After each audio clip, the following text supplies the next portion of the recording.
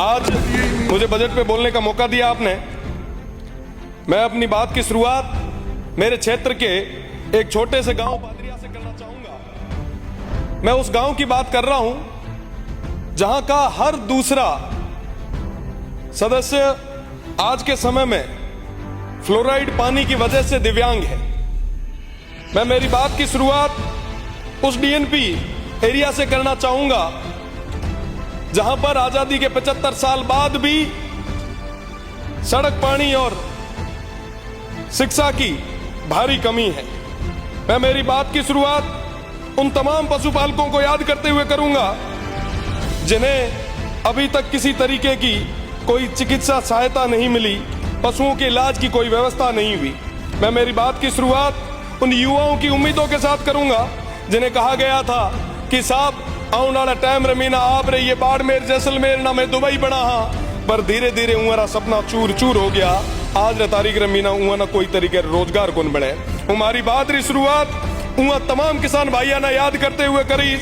आज भी हमारे वो किसान भाई हाथ में पर्चियां लेके घूम रहे।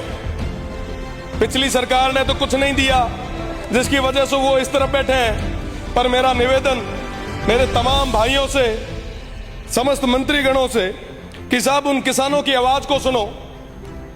बिजली की वजह से वो इस स्तर पर परेशान है कि वो आत्महत्या करने के कगार पे आ गए। आपने अभी कहा कि साहब हम राजस्थान की इकोनॉमी को 300 बिलियन तक ले जाएंगे। 350 बड़े भूल गए जो ऐड कर दा डॉलर और लगाओ 350 बिलियन डॉलर। मैंने समझ भी को नहीं आया कि साहब आप 350 बिलियन की बात तो करो पर सीमांत क्षेत्र था छोड़ दियो। इस बार के बजट में मैंने तमाम वो मांगे रखी, प्रदेश की सरकार के आगे रखी। इन्होंने सुझाव मांगे, भर भर के सुझाव मैंने भेजे, पर एक भी जगह बजट में शिव विधानसभा का नाम नहीं डाला गया। मेरे शिव विधानसभा की तमाम उन जनता ने पूछा, उन भाइयों ने पूछा, उन बुजुर्गों ने पूछा कि साहब क्या हुआ, शिव का नाम क्यों नहीं आया। मैंने कहा साहब यहाँ ना बड़ो दौर लागो कि यहाँ पे एमपी रो चुनाव लड़े आया। मैं आपसे ही था, मैं कोई और नहीं था, कहीं और से नहीं आया था। कोई अगर रीस हुआ तो मारे हम काटो, मारे हुए लोगों कहीं कुन बिगाड़ी। इस बजट में आपने सीमांत के उन लोगों को नकार के उनके साथ एक कुठाराघात किया है। हम किसके लिए मांग रहे थे साहब? उन लोगों के लिए जो आजादी के बाद तक अभी तक उन अभावों में जी रहे, पर बदले में उनको क्या मिला? मैं आप सभी से निवेदन करना चाहूंगा, प्रदेश की सरकार से निवेदन करना चाहूंगा, अभावों में जी रहे उन लोगों की ओर आप देखें। देश मजबूत तब होगा, बॉर्डर मजबूत जब होगा जब वो सीमांत के क्षेत्र के लोग वो मजबूत होंगे। उन युवाओं को रोजगार मिलेगा, उन किसान भाइयों को बिजली मिलेगी, चिकित्सा मिलेगी। पर साहब आज के समय में कोई बात करने के लिए कोई तैयार नहीं। साहब कोई भी अगर बात है, कोई भी चीज है, आप हमसे करें। उन सीमांत के लोगों को किसी भी चीज की कोई सजा ना दे। 2-4 बार आपने सीटी बजाई है। मेरा निवेदन कि एसडीजी गोल पे काम करने का समय आया है।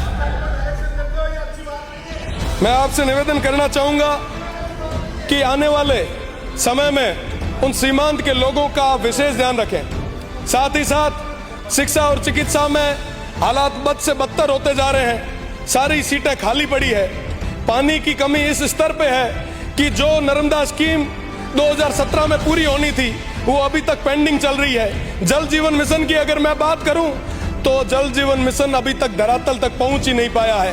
काम आधा अधूरा है, कोई मॉनिटरिंग किसी स्तर की नहीं है। भ्रष्टाचार की अगर मैं बात करूं तो गडरा ब्लॉक की अगर मैं बात करूं, सिर्फ एक गडरा ब्लॉक जो सीमांत का आखिरी ब्लॉक है, वहां पे डिस्कॉम में INJN से लेके नीचे स्टोर कीपर तक सब भ्रष्टाचार में लिप्त है।